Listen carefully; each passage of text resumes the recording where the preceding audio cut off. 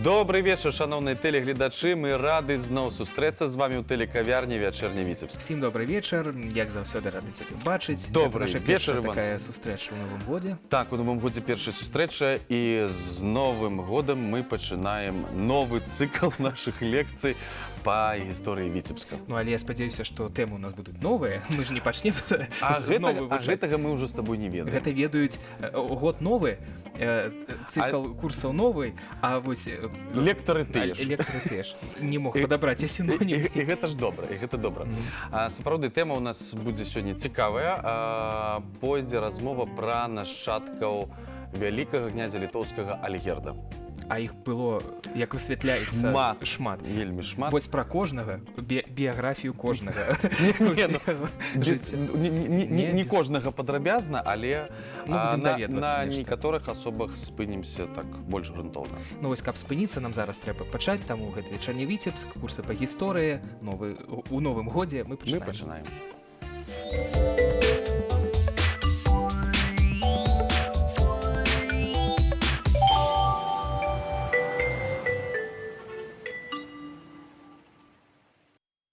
Яшчэ раз добрый вечар, шановныя тэлеглядачы, і ў нашай студыі самыя знакамітыя ў горадзе кандыдаты гістарычных навук, дацэнты Дзяніс Юрчак і Анатоль Дулаў. Добрый вечар.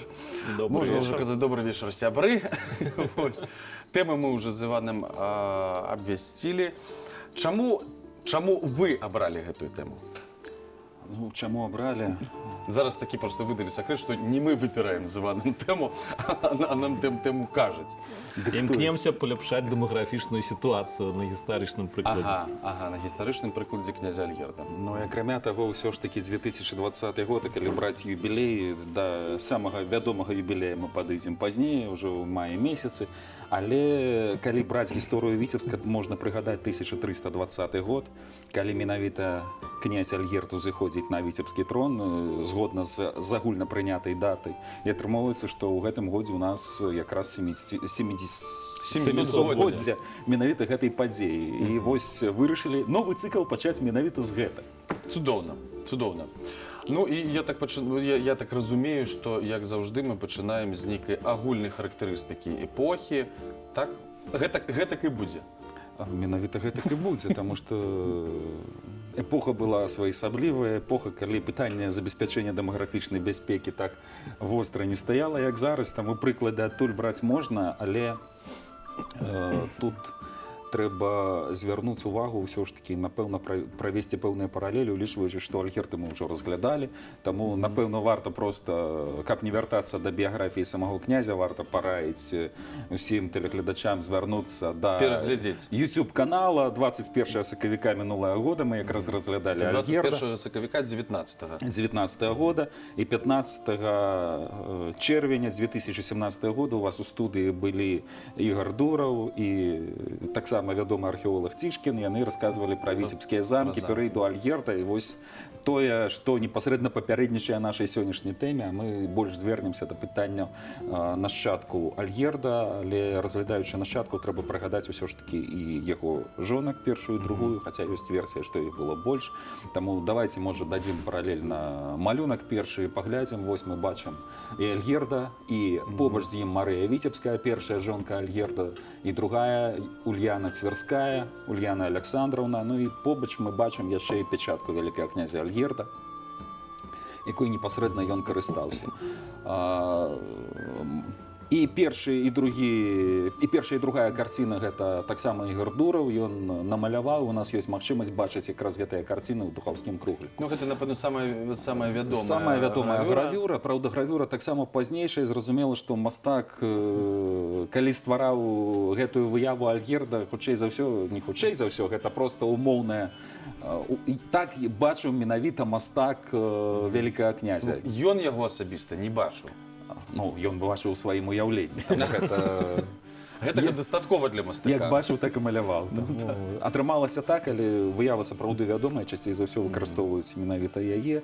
Ну, а тыя, хто вучыўся ў 90-х у школе, калі малюнкаў было не так шмат, але яны часам перыядычна з'яўляліся, вось найбольш, напэўна, такая запамінальная, і вось гэты набор якраз гравюр, да якіх мы сёння яшчэ звернемся, і прычым не раз. Але Калі казаць про сям'ю Альгерда і пра яго жонак і дзяцей, варта звярнуць увагу на тое, што гэта было сярэднявечча. Гэта сярэднявечча, калі шлюбы мелі дынастычны характар, у першую чаргу шлюбы паміж кіраўнікамі дзяржаў, паміж палітычнай элітай таго часу, і зразумела, што ўклінецца туды хтосьці звонку не мог. І калі мы паглядзім нават на... Нават і выпадкова. Так здарылася. Любоў. Каханне.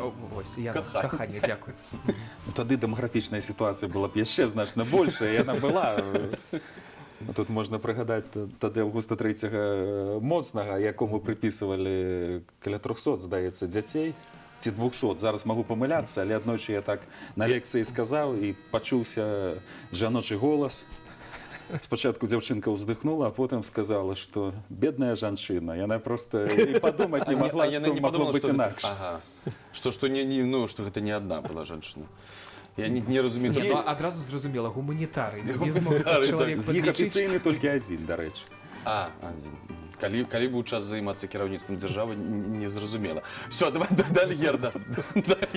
Звернемся да Альгерда. Афіцыйна мы можам казаць пра дзве жонкі. Першая сапраўды Марыя Віцебская, і ад яе можам казаць пра існаванне каля 7 дзяцей, штосьці мяне сёння з лічэбнікамі не вельмі атрымоўваецца. Другі шлюб пасля смерці Марыі, Альгерд, і вось якраз таксама прыклад дынастычных шлюбаў, таму што віцебскім князем ён стаў толькі дзякуючы таму, што ён ажаніўся на віцебскай княжне. І яму пакудзелі, улічваючы тое, што у апошняга князя больш не было дзяцей, і па мужчынскай лініі перадаць трон немагчыма было, яму дастаецца віцебскае княства. Мы якраз бачым, як дынастычны шлюб дазваляў вырашаць палітычныя пытанні, в дадзеным выпадку пытання пашырэння тэрыторыі Вялікага княства Літоўскага. Другое палітычнае пытанне, якое магло вырашацца, гэта не пашырэнне тэрыторыі, а гэта забеспячэнне саюзніцкіх зносін з суседзямі і гарантыі бяспекі, у першую чаргу, і рэалізацыі сваіх інтарэсаў. Таму, калі паглядзець, за каго выходзілі замуж тыя ж дочкі Альгерда, мы бачым, што там прадстаўнікі і старажытна-рускіх княстваў, там і польскія гаспадары ёсць, углічваючы вось гэту шырокі геаграфічны спектр. Гэта гаворыць пра тое, што шлюбы ў першую чаргу якраз здзяйсняліся ў палітычных мэтах. І гэта мы бачым на прыкладзе другога шлюба Альгерда таксама. Гэта сапраўды з Ульяне Цвярской. Калі Цвер выступае адным з галоўных саюзнікаў. Калі браць другі шлюб, па самых простых падліках каля 16 дзяцей, звычайна гэта лічба, якая фігурыруе якраз ад другога шлюба, хаця трэба ўлічваць, што крыніцы вельмі часта супярэчаць адна адной, пра многіх мы ведаем вельмі мала, асабліва гэта датычыцца дзяцей жаночага полу. Па простай прычыне яны выпадалі з палітычнай гісторыі таго часу, і тады мы не надавалі ўвагі проста ў летапісных крыніцах. У летапісных крыніцах не надавалі, і звычайна яны зноў ж такі з'язджалі. Можа, яны больш вядомыя ў крыніцах не мясцовага паходжання, якраз гэтым трэба займацца. Часам невядомы там. І тут што звяртае на сябе ўвагу? Так ці інакш, дзяцей было вельмі шмат, а з іншага боку на той час вельмі вялікія страты былі, дзіцячая смяротнасць высокая, 30-40%. І мы бачым моцнае здароўе нашчадкаў Гедзіміна, Альгерда, адпаведна. То есть яны не толькі выжывалі, а многія з іх яшчэ пражылі вельмі доўгае жыццё. Працягласць жыцця і за 70 гадоў, і за 80. Што не характэрна Але для ў таго тыя часы часу. гэта было нормай, вось такая колькасць? Не было нормай. Гэта якраз выключэнне было. Таму тут... Ёсць пытанне, чаму так нам? Тлумачэнне ёсць. В першую чаргу фізічнай працы цяжка яны не займаліся. І пра таго ж Альгерда мы ўжо прыгадвалі, што ў 70 гадоў ён здзяйсняў даволі вялікія конныя пераходы, якія цягнуліся не 100 кіламетраў. Гэта гаворыць пра тое, што таксама цяжкая фізічная праца. Здароўе дазваляла, галоўнае, што ён не князь, мужчына, рыцар, ён не мог ехаць у карэце ці дзе-небудзь. Ён абавязкова павінен быў перамяшчацца як рыцар выключна вярхом. І на поле бітвы ён змагаўся, як і нашчадкі. А не адсядзеўся там дзе-небудзь? Конечно. Ну, дарэчы, калі характарызаваць непасрэдна тую эпоху і значэнне ўсё ж таки, потому что мы вось кажам Альгерд, князь Віцебскі, гэта, конечно, добра, што ў нас княжыў вялікі і знакаміты князь, які ўвайшоў у сусветную гісторыю, але тут трэба правесці яшчэ адну паралель, на якую звяртаюць увагу сучасныя гісторыкі. Калі браць і лічыць, кім мог выступаць Альгерд продкам сучасных монархаў, мы можам смело казаць, што па меншай меры праз свайго сына Ягайлу якраз Альгерд па сутнасці з'яўляецца продкам, калі ізноў ж таки не было пазашлюбных адносінаў, але гэтага мы прасачыць не можам, са свечкаю ніхто не стаяў, але у такім разе ўсё роўна ён з'яўляецца продкам усіх сучасных еўрапейскіх монархаў. І гэта ўжо дасягненне. Вось вам і віцебскі князь, які княжыў у Віцебску, верагодна, што да самой сваёй смерці ў 77 годзе па меншай меры адназначных доказаў перадачы ўлады каму-небудзь дагэтуль знайсці цяжка, хаця ёсць розныя гіпотэзы, але гэта такія нюансы. Тым не менш, 57 гадоў ён княжыў тут, і вось яго след, вось яго нашчадкі. Таму нашчадкі гэта не толькі дзеці. Гэта кроў віцебскага князя цячэ зараз ва ўсіх манаршых дамах Еўропы. Ёсць пра што казаць і чым ганарыцца. Што мы з гэтага можам чым можам скарыстацца? Безвіз ужо атрымалі, што яшчэ можна з гэтага? Якія вы меркантыльныя, што я магу сказаць? Трэба ж Мы можам гэтым толькі ганарыцца. Гэта самае не галоўнае. карыстацца, а ганарыцца. Добра, будзе такі дэвіз у нас. Ну што, звернемся, напэўна, ўсё ж такі да дзяцей. Да дзяцей. Да. Ну і тут ад пачатку скажам, што вельмі цікавая эпоха выпала на час жыцця дзяцей Альгерда. Да, гэта эпоха, калі Вялікае княства Літоўскае і Маскоўская Русь, яны апынуліся на такім пэўным раздарожжы. Москва выходзіла з падпарадкавання татарам, ну пакуль не канчаткова, але абазначыла гэты кірунак, гэта перамога ў бітве на рацэ Вожа 1378 годзе, гэта знакамітая Кулікоўская бітва, якую удзельнічаў, дарэчы, і значную ролю сыграў Андрэй Альгердавіч са сваімі братамі. Гэта, в прынцыпе, значныя падзеі значныя, можа, па той сіле, якую яны аказалі на настроі эліт, так скажем, конечно, про грамадства казаць на той час немагчыма. І тое ж самае мы назіраем і ў Вялікім княстве Літоўскім, калі ідзе фактычна дынастычная барацьба пасля смерці Альгерда, але ў гэтую дынастычную барацьбу, на мой погляд, плетаецца такі немалаважны матыў выбару геапалітычнай стратэгіі. Да? Працягваць палітыку збірання спадчыны Рурыкавічаў, ці нават заключыць пэўны саюз з Масквой. Да? Мы бачым, што і Ягайла разглядаў такую магчымасць напярэдадні Крэўскай уніі. Мы бачым, што і той же самы Андрэй Альгердавіч, ён фактычна здзейсняў пэўныя крокі.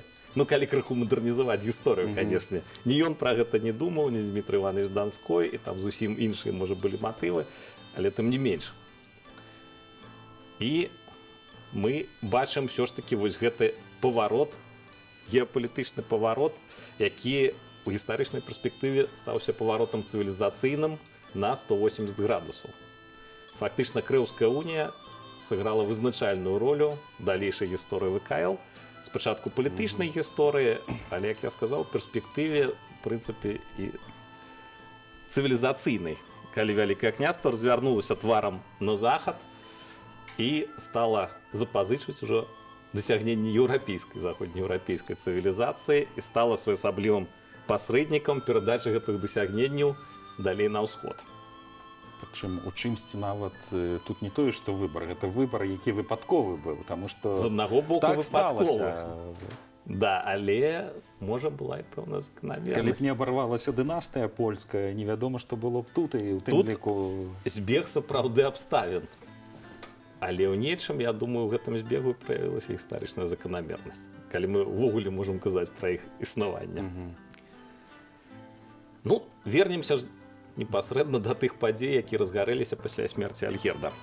Альгерд сваім спадкаемцам, як все памятаюць, я спадзяюся, са школьнага курса, зрабіў чамусьці не свайго старэйшага сына, а зрабіў аднаго з малодшых, сыноў уже ад другой жонкі, Ульяны Цвярской, Егайлу. І найперш гэтым аказаўся незадаволены Андрэй Альгердович. Ну, по-рознаму... Той самый, як і Кулікоўская бітва. Да. По-рознаму гісторыкі лічаць. Андрэй, справа ў тым, што прыкладна ў 1377-78 годах, хутчэй за ўсё менавіта ў гэты час, ён пачаў тытулавацца вялікім князем полацкім. Так, адны ў гэтым бачаць яго імкненне заняць вялікакняжацкі пасад, іншыя бачаць яго імкненне ўзвысіць статус полацкага княства. А вы памятаеце, што Полацк вайшоў у склад ВКЛ на правах аўтаноміі, ён і так быў дастаткова моцны і займаў адасобленае месца у сістэме княства ВКЛ. Да? А ВКЛ увогуле складалася, па сутнасці, з тых княстваў, удзелаў, якія ў рознай ступені былі падначалены цэнтру. І вось Андрэй робіць такі крок. Зноў-такі, магчыма, ён пачаў так тытулавацца яшчэ пры князе Альгердзе, але па сутнасці наўрад ці, таму што бацька насіў тытул вялікага князя, які на захадзе ўспрымаўся як каралеўскі тытул, і ў адпаведных лацінамоўных, нямецкамоўных крыніцах так абазначаецца. І тут, дарэчы, гэтая тытулатура Андрэя Альгердовича, вялікі князь, зноў-такі перадаецца ў заходнееўрапейскіх крыніцах, крыжацкіх крыніцах, адпаведна як кароль, а полацкае княства адпаведна як каралеўства. Значыць, ён імкнецца ўтварыць у так званай рускай усходнеславянскай частцы вялікае княства літоўска нейкае уласнае дзяржаўнае ўтварэнне. Ну, зноў-такі аўтаномія. Ну, узмацніць гэты акцэнт, павысіўшы статус ад княства да вялікага княства. Да, адпаведна як вялікае княства літоўскае. Ну, канешне, пачынаецца супрацьстаянне. І ў выніку гэтага Андрэй вымушаны быў пакінуць Полацк. Але тут я вярнуся крыху назад. Чым абумоўлены быў выбар Альгерда? Вось гэта, напэўна, немалаважна, можа, Денис Валерьевич. Чаму Ягайла, чаму Ягайла, а чаму, напрыклад, не Андрэй? Андрэй добра сябе зарэкамендаваў. Па-першае, ён меў вялікі вопыт і ваенных паходаў, і палітычнай дзейнасці. Андрэй быў ужо ў сталым веку, да, Быў намеснікам у Пскове Да. доўгі час, таму тут трэба і гэта улічваць, але ўсё ж такі выбар паў на Ягайлу. Ну, тут Я думаю, што Альгерд все ж таки бачыў большы патэнцыял менавіта ў Ягайле. І, ў прынцыпе, в далейшых падзеях мы гэта і заўважаем. Тут, магчыма, і не толькі патэнцыял. Тут ўсё ж такі не трэба, напэўна, забываць пра ролю Ульяны Александраўны, якая і ў далейшым адыгрывала вельмі значную ролю ў гісторыі княства. Заўжды жанчыны адыгрываюць не апошнюю ролю. І прычым Ульяна сапраўды актыўна ўмешвалася ў палітыку, і потым яшчэ і сыноў сваіх. Да? Але ўсё ж таки мне падаецца, да, што выбар быў не выпадковы, і выбар быў не проста таму, што так жонка паўплывала. Што Альгерд бачыў Ягайлу больш таленавітым палітыкам. Можа, больш хітрым, больш зваротлівым, але менавіта тое неабходна было. Але, канешне, менавіта прызначэнне Ягайлы спадчыннікам і парадзіла ўнутрапалітычны крызіс. Так. І яшчэ адзін чалавек, які аказаўся незадаволены, гэта быў Кейстут. Ну, пра гэта тут зноў-такі скажам пункцірам, таму што сапраўды спачатку Кейстут па завяршанні брата, відавочна пры жыцці яшчэ была дасягнута дамоўленасць, ён пагадзіўся з тым, што Ягайла займае у іх такім своеасаблівым дуумвіраце месца Альгерда. Але адразу фактычна было зразумела, што наўрад ці магчыма суіснаванне двух такіх моцных асоб, двух моцных князёў, рознаўзроставых. Кейстут заходзіў з нейкіх сваіх меркаванняў, Ягайла са сваіх. Абодвум відавочна не падабалася. Адзін лічыў, што Кейстуту можа пара на пакой, пара дайсці на другі план. Другі лічыў, што гэта малады мешваецца там, дзе не трэба, да, малады зялёны, не прыслухоўваецца да яго парадаў. Таму вось гэта ўзаемная незадаволенасць, яна таксама выспявала. Абодва бакі імкнуліся выкарыстаць сувязі з крыжакамі. Ягайла быццам бы аказаўся хітрэйшы, заключыўшы з імі дамову супраць Кейстута фактычна. Але Кейстуту праз гэта стала вядома, праз яго кума з ордэна. І Кейстут прадпрыняў контрмеры. Праўда, па просьбе свайго сына Вітаўта не стаў забіваць Ягайлу, што было заканамерным, а аддаў яму Крэва і Віцебск і адпусціў на гэтае ўладанне. І гэта стала яго таксама палітычнай памылкай.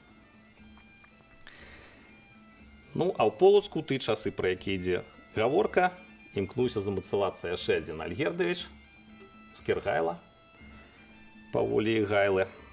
Але Скіргайла быў язычнікам, як пішуць летапісы, і палачане яго не прынялі. Вось тут звяртае на сябе увагу яшчэ моцная роля полацкага веча, і адпаведна ў Віцебску мы назіралі, напэўна, тое ж самае, хаця пра гэта і няма звестак.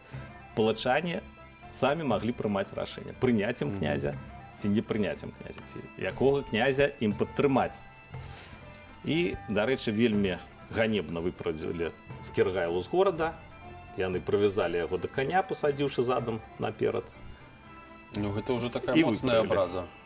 Да, Так атрымалася. да, так атрымалася. Ну, увогуле, сітуацыя сапраўды была даволі складаная. Вось, па сутнасці, браты паміж сабою варагавалі, плюс яшчэ Кейстут, дзядзька, да. прэтэндуе на гэтую ж самую ўладу. Але тут разброд і супрацьстаянне паміж самімі Альгердавічамі, паміж Андрэем, да якога далучаецца яго брат Дзмітрый, таксама ад першага шлюбу. Ну і Ягайла, і зноў ж такі з братам з Кіргайлы, і з іншымі, хто падтрымліваў менавіта яго. І гэтае супрацьстаянне выліваецца ў вядомую палітычную падзею, ва ўдзел у Кулікоўскай бітве, пра які мы сёння прыгадвалі, калі Андрэй Полацкі разам з Дзмітрыем, са сваім братам падтрымлівае Дзмітрая Данскога, у гэтым супрацьстаянні ўдзельнічае ў бітве. І з другого боку мы ведаем, што і Ягайла быццам бы планаваў прыняць удзел у бітве, але планаваў прыняць удзел на баку супрацьлеглым, на баку татар. Мамая.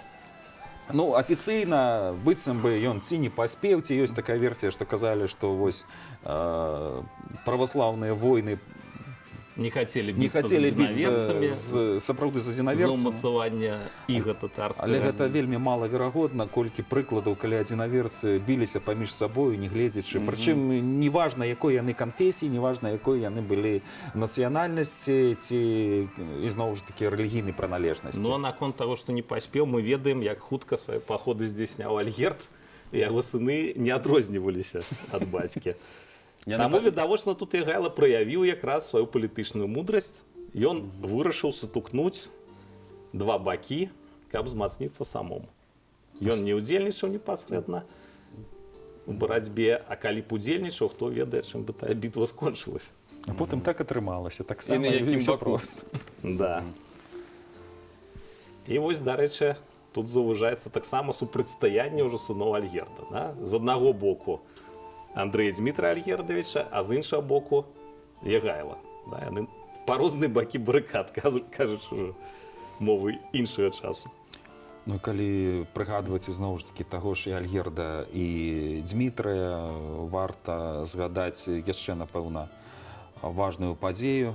Гэта ўжо больш пазнейшую, 1399 год, калі абодва браты загінулі ў адной бітве. Загінулі ў той бітве, якая таксама ў чымсьці стала лёсавызначальнай. Таму што ў гэты час ужо іншыя разборкі вяліся. Кейстута не было, пра яго зараз прагадаем, але яго сын Вітаўт праявіў яшчэ большую палітычную волю і аказаўся таксама вельмі амбітным і вельмі моцным кіраўніком, але якраз на Ворскле не пашанцавала. Там маглі быць вялікія перспектывы. Ён мог поўнасцю спыніць унію з Польшай, у прынцыпе, адбіцца ад свайго стрыечнага брата Ягайла, але там перамаглі татары. І якраз многія князі загінулі, сярод якіх вось якраз старэйшыя Альгердавічы, і Андрэй, і Дзмітрый. Таму іх лёс скончыўся. Якраз мы бачым прыклад ужо, як Вітаўт скарыстаўся, да, з выгадай для сябе сваім паражэннем. Загінулі ж удзельныя князі, якія супрацьстаялі яго цэнтралізатарскай палітыцы часта. І, адпаведна, Вітаўт аблегчыў сабе задачу. Праўда, сам ледзьве выратаўся. Давайте, той Максима, поглядим на малюнки. У нас есть и печатка Андрея Полоцкого. Вось яна, так? Так вось, скарыстаўшыся тым пераваротам відавочна, які здзейсніў кейс тут, Андрэй вяртаецца ў Полацк каля 1381 года ці 82-го і кіруе вось там помнік па Андрэю 87 год. Полацкаму. А гэта помнік, Полацку. устаноўлены ў 2009 годзе, работа скульптара Голубева. Таму роля Андрэя, напэўна, вельмі значная, і гэта той князь, які мог адыграць важную ролю. Ну, тут мы бачым уже у нас і Ягайло пайшоў. Таму ўсё ж Пра такі Андрэя, да, завяршым, можна сказаць, што фактычна гэта апошні самастойны полацкі князь. І прычым так атрымалася, па іроніі лёсу, што ён імкнуўся ўзвысіць статус полацкага княства, але фактычна пры ім полацкае княства трапіла ў больш такое шчыльнае падпарадкаванне цэнтру.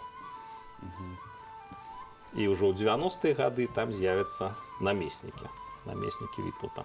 Ну а мы вернемся, напэўна, да Ягайлы і яго шляху. вернемся да Ягайлы, тым больш, што Ягайла таксама значная асоба. Нездарма мы прыгадалі, што Альгер з'яўляецца продкам усіх. Адным з продкаў, аднім са шматлікіх продкаў менавіта праз Ягайлу ўсё ж такі.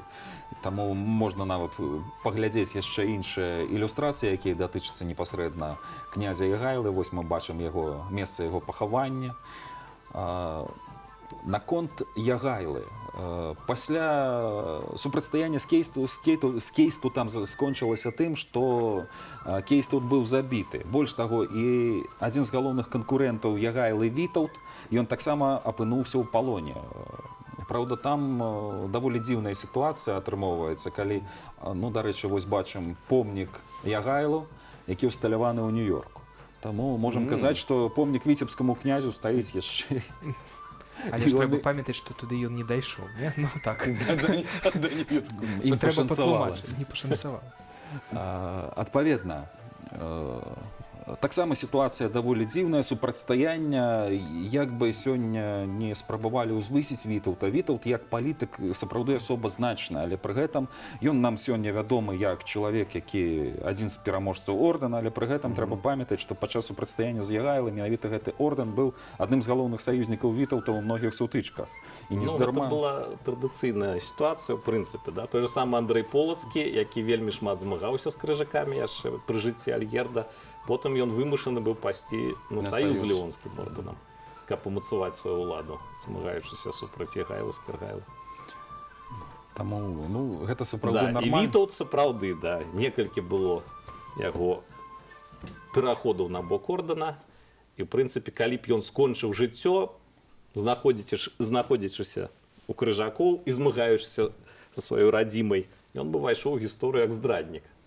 Але іншы лёс яму Бог прадпісаў. Наканаваны, так. Да. Ну, склалася інакш, і сапраўды Вітаўт здолеў збегчы, па-першае, калі ён быў схоплены Ягайлай. Сітуацыя ўвогуле дзіўная, калі княжна прыйшла наведаць мужа са служанкай, а потым выйшла таксама са служанкай, быццам бы вартаўнікі пераблыталі. Пытанне, Так і трэба было. як выглядаў князь, ці ўсё ж такі, тым больш седзячы ў порубе, не ў самых лепшых умовах, ну, ці служанка была барадатая, я не ведаю, як гэта растлумачыць. Ці ўсё ж такі справа значна прасцейшая, можна падкупіць, можна і не толькі падкупіць вартаўнікоў, а увесці ў адпаведны стан, калі яны не заўважаць, як адрозніваецца служанка ад князя. Ну, бывае усялякае. Да, ну, дарэчы, лёс служанкі з летапісаў невядомы. Можна здагадвацца, што ён быў вельмі сумны. Ну, так сталася. Але Вітаўт сапраўды выратаваўся, каб распачаць барацьбу.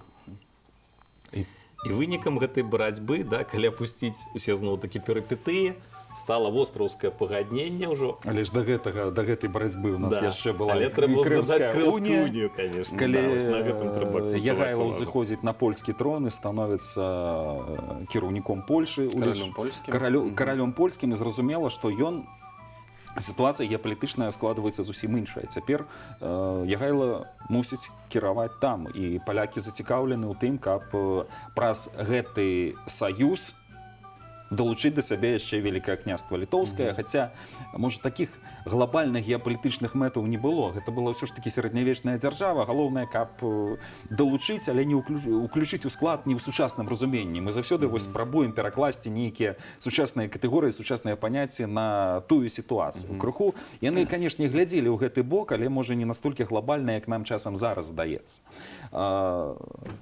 Намеснікам Ягайл у Вялікім княстве Літоўскім становіцца яшчэ адзін яго брат, ізноў ж такі Альгердавіч, той самы Скіргайла, якога мы сёння прыгадвалі. Але Вітаўт з гэтым не змірыўся, і ўсё завяршаецца супрацьстаяннем, ўсё завяршаецца тым, што Ягайла прымае, ну вось, дарэчы, мы бачым і Скіргайлу. Вітаўт прымае, дакладней не Вітаўт, Ягайла прымае для сябе рашэнне. Ён вырашыў, што перамагчы Вітаўта будзе не так проста, а вось заручыцца падтрымкай брата, тым больш, што ў іх ужо і цесныя стасункі і больш-менш нармальныя адносіны дагэтуль склаліся, нягледзячы на тое, што кейс тут усё ж такі быў найбольш верагодна забіты, прычым забіты бацька Вітаўта па загадзе Ягайлы, але Хаця ёсць таксама іншыя версіі. ёсць іншыя версіі. Ёсць якраз версія, што Ульяна Цвірская была ініцыятарам. Так хацела дапамагчы сыну неадназначна. Таму можна па-рознаму глядзець, але па факце мы бачым 92 год, мы бачым 1392 год, мы бачым востраўскае пагадненне, калі Ягайла прызнае Вітаўта намеснікам сваім, па сутнасці намеснікам, і ў той жа час вялікім князем літоўскім, але пры гэтым Сам застаецца вярхоўным князем. сам застаецца вярхоўным князем, і Вітаўт прызнае ад яго залежнасць. І вось тут сітуацыя, з якой Вітаўт потым спрабаваў разабрацца на Ворскле.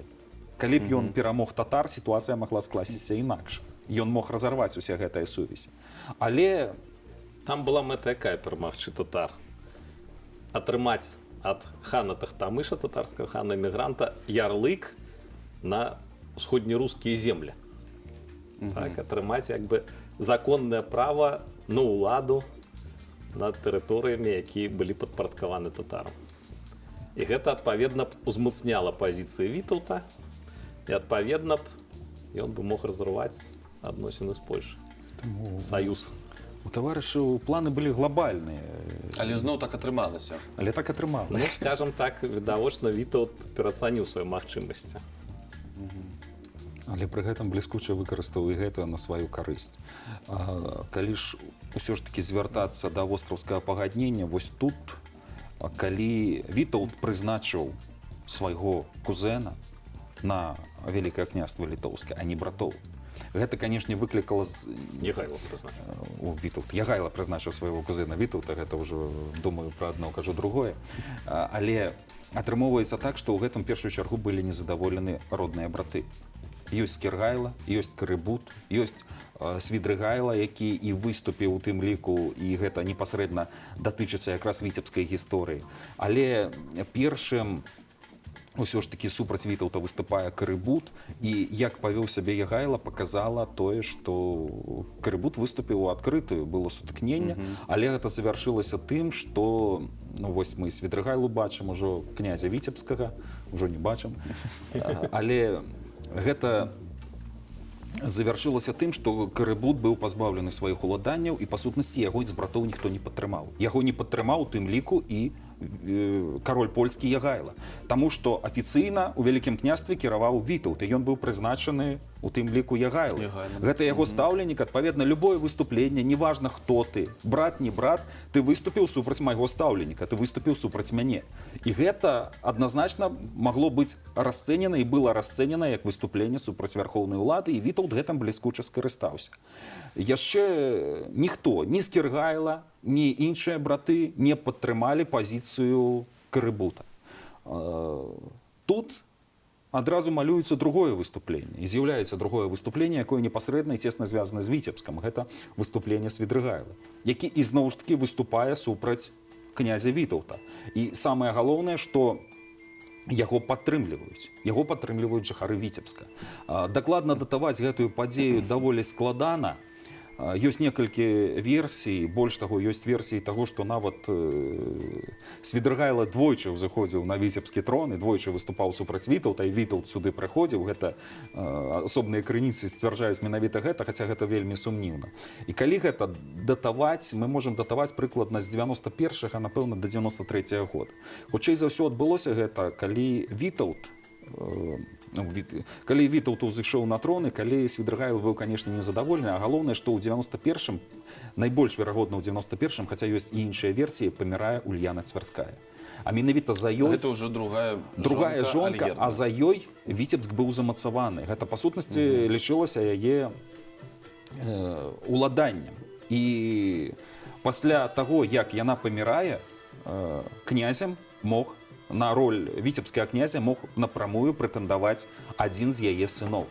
І тут з'яўляецца Свідригайло. Малодшы сын, Малодшы, да, які, малодшы. канешне, таксама хацеў кіраваць, атрымаць сваё княства, як і браты, але час змяніўся. Да? Вітаўт якраз распачынае палітыку цэнтралізацыі. Ён замяняе удзельных князёў намеснікамі. І тут яскравы прыклад, да? Скажам, Владимир Альгердович, яшчэ адзін сын Альгерда, які валодаў Кіевам. Таксама гістарычна ввогуле сталіцай Русі. Да? Кіев на той момант, конечно, значным горадам не з'яўляўся, але меў менавіта вось гэты сімвалічны капітал, да? І адпаведна вызначаўся і статус князя, які княжыў у Кіеве. Так вось замест кіеўскага княства Владимир, паколькі ён таксама не пагаджаецца, атрымлівае Капыль. Да? Можна параўнаць маштабы гэтых уладанняў. Ну і крыху пазней Слуцк далучаецца да ўладання Владимира, і ён становіцца заснавальнікам вельмі цікавай Гліны Альгердавічаў. Потым яго сын Александр Алелька даў назву гэтай гліне князі Алелькавічы ці слуцкія князі, які займалі вельмі высокае месца ў палітычнай сістэме Вялікага княства Літоўскага, і пасля Ягелонаў Ягайлавічаў, нашадкаў Ягайлы, былі фактычна па радавітасці другімі. Ну, калі звярнуцца ўсё ж такі да гэтай сітуацыі, у Віцебск прызначаецца намеснікам, прызначаецца адзін з чалавек з абкружэння Ягайлы, яго сакольнічы Фёдор Весна. Гэта ўспрымаецца Свідригайлам якраз як адмоўны жэст і крок супраць яго. Мало таго, што так яно было. прызначае Вітаўта, галоўнае прызначае чалавека Ягайлы, прызначае не роднага брата Ягайла, які па ўсіх законах таго часу можа прэтэндаваць якраз на гэтае княства, гэта яго уладанне яго бацькі, уладанне яго маці, а прызначаецца чалавек звонку. Чалавек, які ізноў ж такі быццам ад імя Ягайлы, сапраўды ад імя Ягайлы, гэта стаўленік Ягайлы, і прызначаецца Вітаўтам. Гэта, магчыма, была нават у чымсьці палітычная правакацыя, якая скончылася вельмі дрэнна для стаўленіка, для намесніка віцебскага Фёдора. Яго банальна Свідригайло забівае і далучае да сябе бацькава ўладанне. Ён далучае да сябе Віцебск, а калі гледзячы, як адбывалася карная аперацыя супраць Свідригайлы, мы можам казаць, што да яго далучыліся Слуцк і Орша. У Слуцк Друцк і Орша. Адпаведна, вось яно гэта частка Вялікага княства Літоўскае, яна прызнае ўладу Свідригайлы. І Свідригайло становіцца князем віцебскім. У выніку Вітаўт вымушаны ажыццявіць карную аперацыю ад імя, прычым Ягайлы, з удзелам родных братоў Свідригайлы, Скіргайла прысутнічаў. І завяршаецца гэта тым, што Друцк здаўся адразу, таму што князі друцкія зразумелі, што лепей прызнаць уладу, і, дарэчы, гэта прывяло да таго, што намеснікаў туды не прызначылі, і друцкае княства яно захавала своеасаблівы статус. Орша супраціўлялася 2 дні, але гэта ўсё роўна быў штурм горада і аблога горада. Віцебск па розных крыніцах супраціўляўся значна больш. Больш таго, крыніцы канкрэтна гавораць пра тое, што Вітаўт прымяняў гарматы супраць Якраз таму, што вельмі моцны быў замак у нас. Ну, гэта пра тое, што казалі, калі пры Альгердзе яшчэ так быў моцна ўмацаваны замак. Таму вось прыклад, калі пры штурме гарадоў на той момант пачынаюць у нас на тэрыторыі сучаснай Беларусі выкарыстоўваць артылерыю. І гэта якраз калі Вітаўт штурмуе Віцебск дзеля таго, каб выбіць адсюль Свідригайлу. Столькі дзяцей тут.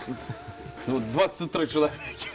Таму ситуація даволі своєасаблівая. І, до речі, коли у нас часом гучиться, давайте поставимо помник Вітаўту. Ось якраз Вітаўта ставить у Вітебску, улічваючи той, що він штурмував замок, і він виганяв того князя, якого, у принципі, підтримали місцеві жихари. Ну, Вітебск – це не самий лепший город, де можна ставити помник гэтай гістаричній особі. Ось і гэта заўсёды треба улічваць при визначенні і створенні подобних об'єктів.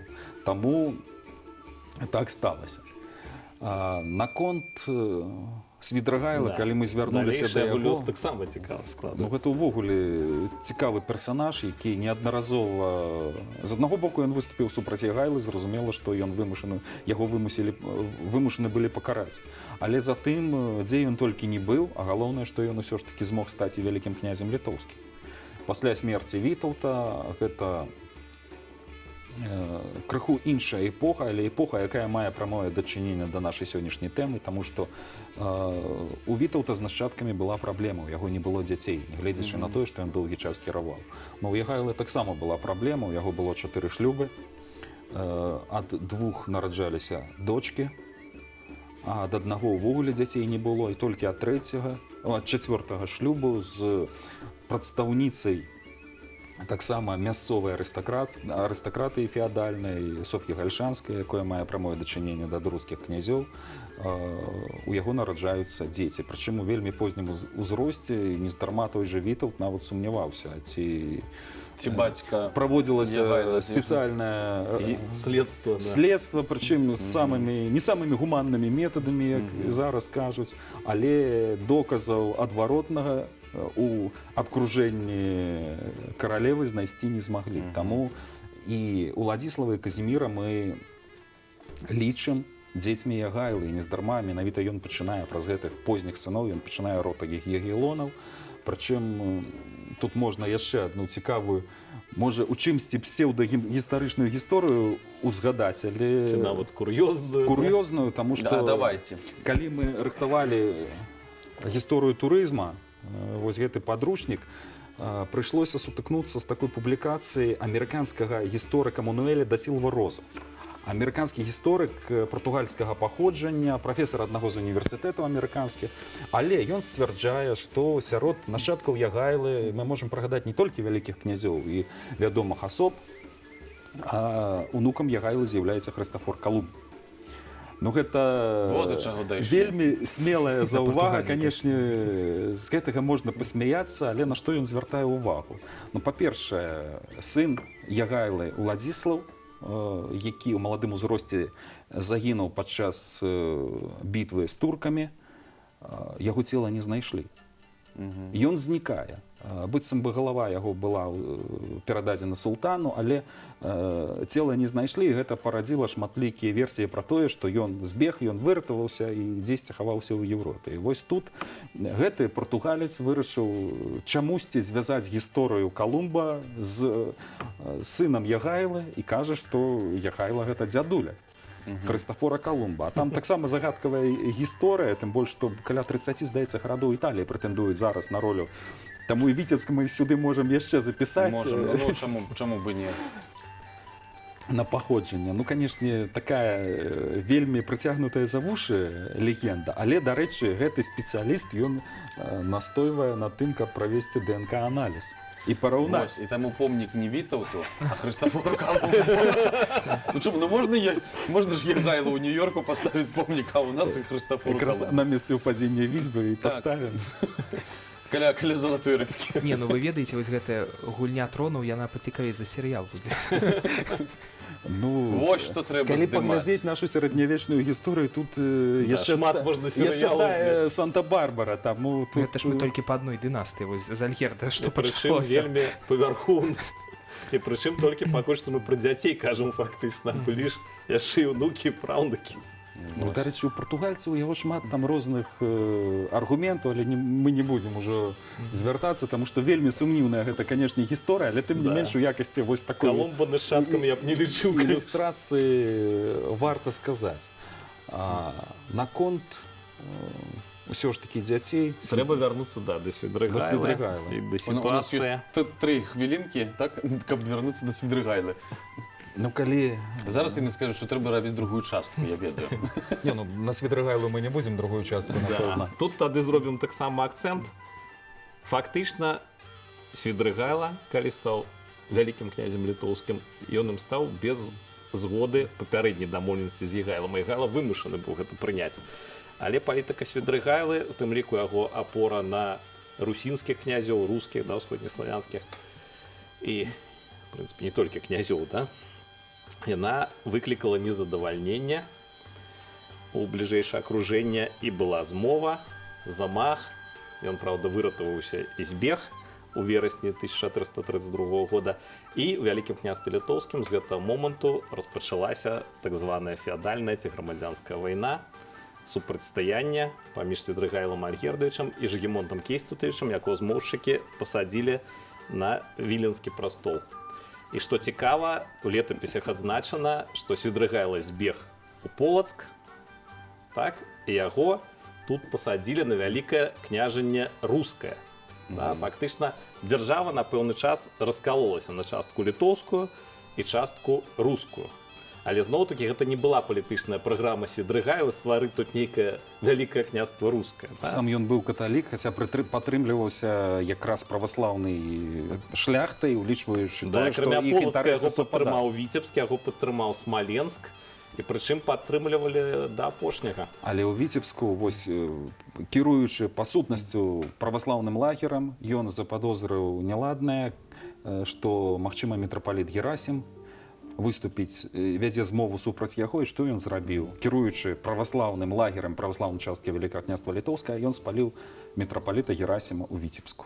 Гэта стала яго значнай палітычнай памылкай, што адштурхнула ад яго Таму вось значную гэта колькасць людзей. яго імпульсіўнасць адрознівала яго ад іншых братоў. Як і паказаць, калі параўнаць з Ягайлай і з іншымі, ну, усяляк бывае. Ну вось неяк атрымалася на такой ноце Ну, скончыцца. так здарылася. Зноў-такі так здарылася, так атрымалася. Сумна, але як ёсць. Дзякуй за цікавую аповед. Сапраўды, як Іван сказаў, гэта гульня тронаў яшчэ тая, таму невядома. Ну, я думаю, што вернемся яшчэ да гэтых тэм, да сярэднявечча. Гэта, канешне, вельмі цікава. А мы можам сказаць, што на наступнай сустрэчы да нас завітае Вітольд Ермалёнак. Так? Ну і нам з вами толькі засталося развітацца. Дзякуй вялікі за аповед. І давайте разам паглядзім, што сёння абмяркоўвае наш Александр Карыман.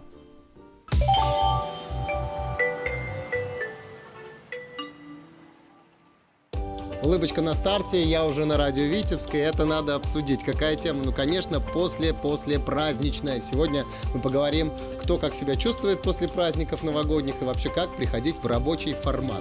Поехали. Как всегда красивой быть. Это надо обсудить. Как кредиты погасить? Это надо обсудить. Как удачно пошутить? Это надо обсудить. В общем, быть или не быть? Это надо обсудить. Вопрос сегодня в нашей передаче очень актуальный для многих. Как же себя привести в строй, в рабочий режим после продолжительных новогодних или просто любых праздников? Огуречные маски на себя, огуречный рассол в себя. Ну, наверное, так. Огуречный рассол, мне кажется, стереотипы какие-то. Ну, Или может правда быть, я работает? не пробовала, не знаю, что там работает, потому что, например, ну, в отличие от меня молодой, я Новый год встречаю, как и любой другой праздник, очень сдержанно. И не потому, что я там, не знаю, какая-то там Хорошая. стальная Просто леди или хорошая. Нет, просто потому, что мне так комфортно, как-то так повелось в моей семье, что у нас все праздники, ну, это практически компот во главе стола, и это круто, и всех устраивает, всем нравится. Поэтому у меня не возникает проблем, связанных с тем, чтобы приводить себя как-то в порядок. А нет такого, что вот Новый год — это такое сакральное время, ну, Новый год — сам празднование Нового Когда года выпить самого. можно не только компот? Да, когда нужно вот к нему идти, стремиться, мечтать о том, что вот-вот этот день как такой чекпоинт, как такая точка невозврата, она перезагрузит тебя, и поэтому нужно со всей силы, со всеми возможностями саккумулировать все финансовые Вот средства ты знаешь, и потратить опять на же, то, чтобы бабах, на салют вот этот, не только в небе новогоднем, но и у себя эмоциональный внутри. Для нас Новый год — это возможность как следует расслабиться. Мы никого не приглашаем в гости 31 декабря. Ну, безусловно, потом мы всех ждем с распростертыми объятиями, но 31 декабря — это такой релакс-день. Я не стою у плиты, как принято, да, у многих девчонок. И у меня тоже так было. было раньше. Ну вот мы с супругом пришли к выводу, что нам достаточно салата, главное, чтобы было, что поесть ребенку, ну потому что майонез в детском возрасте не очень хорошая штука. Детский майонез, малиновый. 12 часов у нас куранты, мы распаковываем огромное количество подарков, когда-то я уже рассказывала, что они все под елкой хранятся недели 2. И, собственно, включаем, ну вот в этом году у нас блюз был, огоньки, мы потанцевали втроем и благополучно легли спать. То есть для меня Новый год — это расслабление, это возможность не саккумулировать силы, а наоборот отпустить ситуацию. Вот Слушай, таким ну образом круто. происходит Мне кажется, что обновление. многие тебе сейчас позавидовали. Я могу 1 января даже в 7 встать и к 8 приехать на работу, и мне будет по кайфу Тихо, это нас сделать. слушает руководство. Подожди. Ну а в нельзя твоем так. случае Новый В год, я моем так случае понимаю, Новый всё. год — это всегда семейный праздник. Я Так. никогда не работаю как ведущий на Новый год, не веду вот эти новогодние ночи именно корпоративные. Я всегда стараюсь собрать всех близких, родных родственников у себя дома и вместе с ними отметить Новый год. Но не всегда все равно получается это сделать Узким так. кругом, да? Да, ну дело не в кругу, а дело в том, чтобы потом 1 января, как ты говоришь, в 7 утра, по крайней мере, улыбнуться, знаешь. И в первую очередь это из-за того, что ты ждешь, нервное нарастает какое-то напряжение, какая-то история с ожиданиями от этого праздника, и поэтому потом можно как следует отходить еще неделю от Нового года. Каким образом спасаться можно от последствий новогоднего застолья? Причем различные бывают последствия. Не только алкогольного опьянения, Да, мы не например, только об этом. переедание. Переедание. Например, испорченный ремонт, пробитый натяжной потолок. Я Спасибо пропалил шампанскому. стул Да? бенгальским Да? огоньком. Первая искорка, прямо в центр стула. А стулья с такой обивочкой мягкой. И вот такая вот кругленькая, Ну, это ровненькая. тебе напоминание о такая 2020-м. Подрисуй туда 202, и будет у тебя, Кстати, да, хорошая напоминание о том, как ты встречал Новый год. Мне кажется, вот мы сегодня рассуждаем над вопросом, каким образом можно спасаться от последствий. Так вот, мне кажется, что не надо спасаться, и не нужно искать вообще, наверное, ответ на этот вопрос. Все гораздо глубже зарыто. Не нужно подходить к Новому году как к чему-то глобальному и вселенскому. И, наверное, нужно позаботиться о себе заранее. То есть вместо каких-то там крепких алкогольных напитков купить компот. Вот наш оператор рассказал, что его теща Интересную историю. наградила его однажды, да, 3 литрами сливового компота, и после этого вот она, например, думает, что это любимый компот ее дорогого зятя. И вот почему бы не компот? Почему бы не заняться просто подарками? Почему бы не упаковать их так, чтобы это было безопасно при распаковке? Я сейчас говорю о каких-то таких сверхкрепких и прочных ленточках, о которые можно порезать свои пальцы. Видели, как игрушки сейчас детские упаковывают какими-то Нет. степлерами? Ну, внутри. Если покупаешь игрушку, пластиковые. открываешь, там очень жестко она притянута какой-то Ну вот картонке, нужно которую все это, даже как, ножницами наверное, не может быть, разрезать. заранее разрезать, чтобы ребенок не поранился. Можно придумать себе низкокалорийное меню. Я знаю, многие диетологи в Инстаграм даже низкокалорийное меню продавали. Хотя я бы, наверное, в преддверии Нового года все-таки дарила бы своим подписчикам такое меню. Так вот, и ты Нет, для проснешься меня без потом без оливьешечки с последствий. майонезом. Новый год не Новый Оливьешечка? год. Ладно, оливье, допустим, мы присобачим Шуба. к Новому году, и мы... Там Шуба. тоже майонез. Ну, Бутербродики все с нужно делать, маслицем и все корочкой. нужно как-то в рамках, нужно как-то себя все-таки сдерживать. Как это так, быть таким человеком? Вот никогда Сашка не знал сегодня ответ на пришел этот вопрос. Как с быть низко таким опущенной человеком, головой и с ошибками. который всегда все делает правильно и хорошо? Мама, я как сын твоей лучшей подруги. Тоже успешный человек. И, кстати, если говорить о стараниях и о хорошем поведении, не лишним будет вспомнить и, кстати, передать привет сотрудникам МЧС о салютах и петардах. Вот ты говорил Да. про бенгальские огни. Лично в моей жизни сколько раз было, что дети касались вот этих бенгальских огоньков, и потом прям слезы, и какой ожоги. уже Новый год. А петарды, а салюты, когда люди неподготовленные выходят во двор, и начинается вся эта вакханалия. Или не Я уж не говорю сертифицированные с петарды оторванными какие-то. пальцами и так далее. То есть и к этому вопросу нужно подходить правильно. И так мне хватит Мне моя салютов. каринмановская логика не позволяет покупать салют, когда вокруг все взрывают салют, и ты можешь Ещё можно просто посмотреть посмотреть бесплатно. бесплатно. Да. Самый лучший, яркий, классный салют — это салют соседа. То же самое, небо общее. Всех еще раз с наступившим 2020 годом. Как пелось в одной песне, надеюсь, что прошлогодний снег не ляжет на грабли этого года, и все будет в этом году хорошо. Это надо обсудить. 2020 год. Ну вот и наступил. Не подведи. Ну и мы тоже постараемся. На сегодня все. Пока.